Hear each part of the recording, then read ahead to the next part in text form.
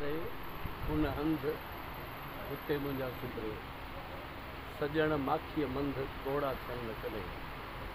हिन तारे हुन जाइ हुते मुंहिंजा सुपरे सजण माखीअ साह कोड़ा थियनि न कॾहिं। सिंध में साईं जीएम सैद जा आशिक़ सवनि जे तादाद में हज़ारनि जे तादाद में आहिनि। त पर ॿ हिकिड़ा अहिड़ा शख़्स जेके जिन खे हिक खे सरदार सॾियो वियो, ॿिए खे मीर सॾियो वियो। हू न सरदार हो ऐं ही न मीर हो। सरदार कयूं मंगी, माना उनखे सदाईं साईं सरदार कयूं मंगी सॾींदो हो ऐं मीर मौला बख्श खे मीर सॾींदो हो। ही ग़रीब माण्हू, पर हिन जूं आदतूं, हिन जो हलणु चलणु मीराणो। रोज़ शेव कबी, रोज़ धोतल कपिड़ा पावा, ॾिख ईअं ॾिबी, यानी मुछ खे वटि ॾिबो ऐं कंहिं ते फलक न छंडबी। ऐं हुन जो किरदारु जेको हो, आउं ईअं चवंदुसि त माक जे फुड़नि खां शफ़ाफ़ हो। हुन जसाफ़ खां जेको सफ़र शुरू कयो, जीएसएम महाद खां वठी सिंध यूनाइटेड पार्टीअ ताईं, हुन जे किरदार ते को बि आङुर नथो खणी सघे।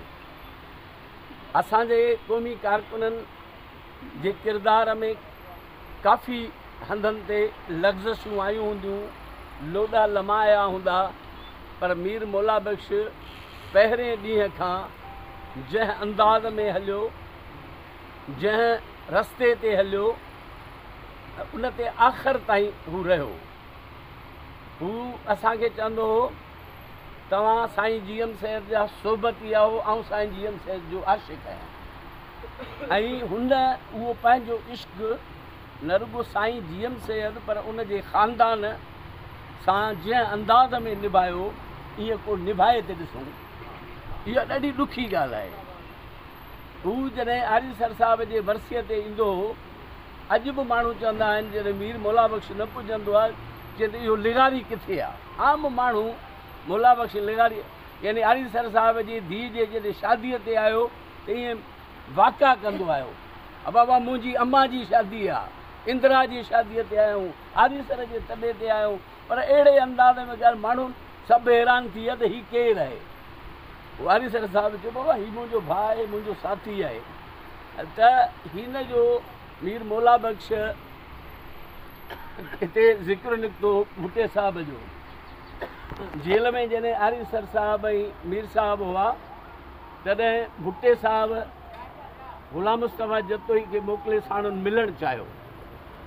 उते आरीसर साहिबु मीर मौला बख्श खे अॻियां कयो, ऐं मीर मौला बख्श जेके लफ़्ज़ ॻाल्हाया से तारीख़ में दर्ज आहिनि। आरीसर साहिबु पंहिंजे किताबनि में उहे लिखी छॾिया आहिनि, ऐं उहे तारीख़ जा वर्क आहिनि। मीर साहिब ते हिकिड़े हंधि लिखियो त भुटे साहिब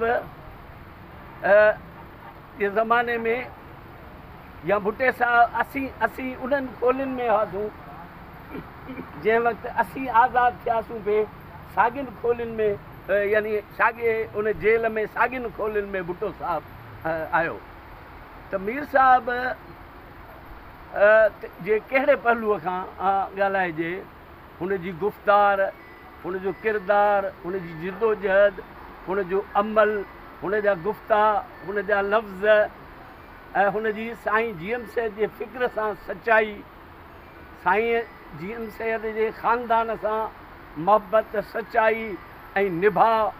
ऐं सम्झां थो त निभाउ जेकॾहिं को शख़्स करे ॼाणे ऐं उन जो मिसाल ॾिजे त उहो मीर मौला बख्श लिगारी आहे। मीर मौला बख्श लिगारीअ जा माण्हू तारीख़ में कॾहिं कॾहिं पैदा थींदा आहिनि, जॾहिं वेंदा आहिनि त सदियुनि खे सुञूं करे वेंदा आहिनि।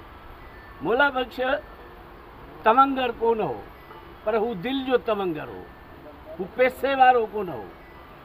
हीउ उहो शख़्स हो जंहिंजो दुश्मन तमामु के घटि हूंदा ऐं सॼी दुनिया हुनजी दोस्त हुई।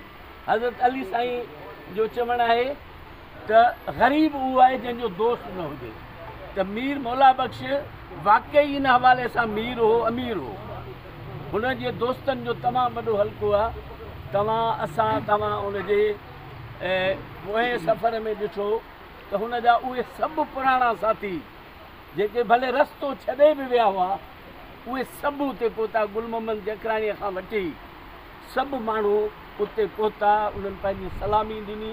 ऐं असां सम्झूं त पाण खे भागवर सम्झूं था, ऐं थोरो पाण खे बदनसीब सम्झां थो जो कुल्हो न ॾेई सघियुसि, पर संदसि मज़ार ते गुलपाशी रोशन बुड़े ऐं साईं ज़ैन शाह सां गॾिजी असां गुलपाशी कई, तरानो गॾिजी पढ़ियोसीं, ॿ लुड़क लाड़ियासीं।